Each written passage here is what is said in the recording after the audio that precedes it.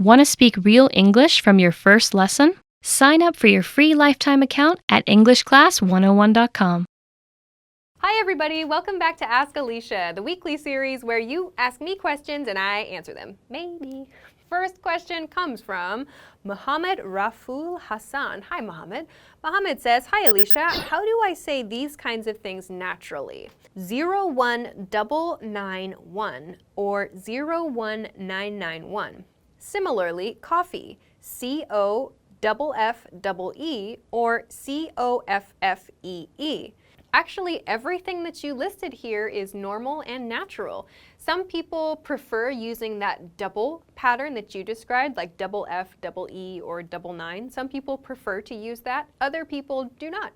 I personally do not use that double or sometimes triple pattern with numbers, but it's perfectly fine to use. It's just a personal preference. So thanks very much for the question. I hope that this helps you. Okay, let's move on to your next question.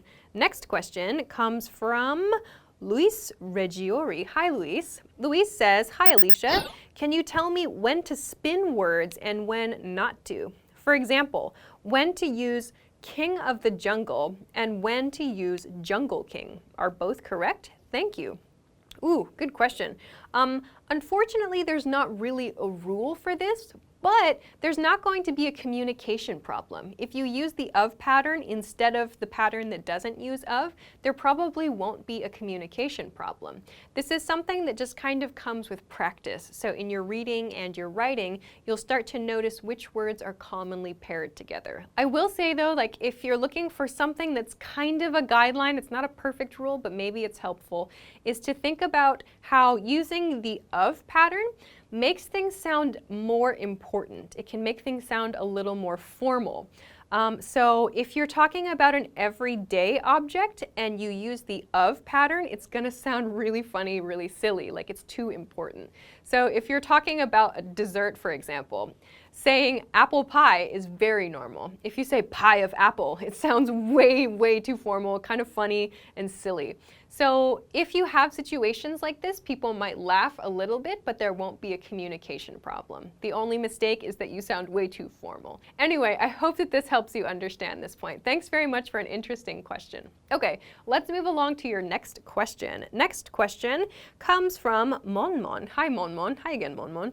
Monmon says, how do I use its with an apostrophe and its with no apostrophe? Also, what are abstract nouns and how are they different from non-abstract nouns? Thanks. Okay, its with an apostrophe means it is or it has. Examples: it's been a fun day. It's a bird. It's a plane. It's Superman. So then its is the possessive form of it. Examples: the cat is licking its foot. The dolphin escaped from its tank at the aquarium. Okay, so I hope that that helps you with that its difference. Your second question about abstract nouns and non-abstract nouns.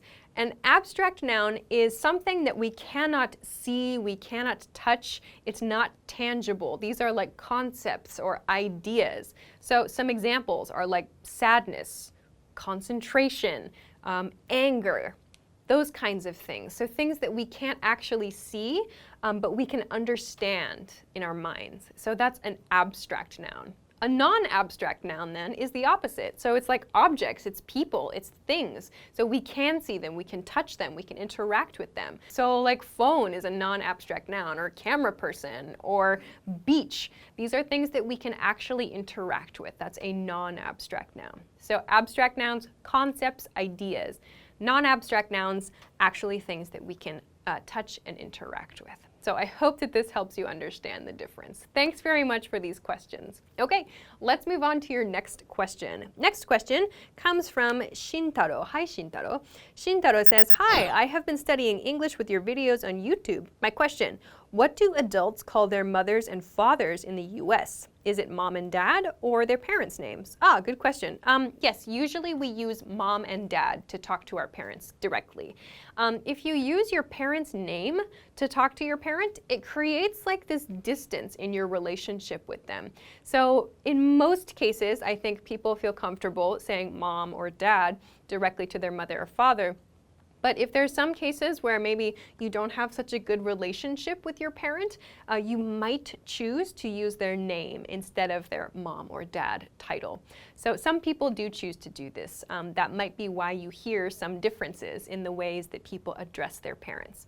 But in most cases, yes, mom or dad is fine. On the other hand, mother or father, using mother or father to address your parent directly can sound too formal. So it's kind of a nice, familiar, close word to use, mom and dad. Those are much more natural and much more common, I think, in American English. Of course, if you're speaking with someone else about your parent, it can sound a little more polite to use mother or father in that case. Like, oh, do you know my mother? Or my father met you last week, for example. On the more casual side of things, using something like mommy or mama or daddy or papa, those words are used by little kids. So I would not recommend using those in like public situations. Like maybe you want to make a joke, an inside joke with your family, like pretending you're a kid again, fine. But it might sound weird if you're in public and you use those like words that are used by little kids. So keep that in mind. Anyway, I hope that this helps you understand. Thanks very much for the question. All right, let's move along to your next question. Next question comes from Kai Hong. Hi, Kai Hong. Kai Hong says, hi, Alisha. How do natives pronounce what do we do now? I hear what are we do now? Do you do that as well? I think this is a question about like reduction of sounds. So a question like, what do we do now? If I say this in my regular speech, I would say, what do we do now? What do we do now? So this is an example of these reduced sounds, these sounds that come together. So native English speakers do not clearly separate words in the same way that I do on this channel. What do we do now becomes what do we do now? What do we do now? So this is an example of how words get connected in ways that are sometimes a little bit challenging to pick up the first few times.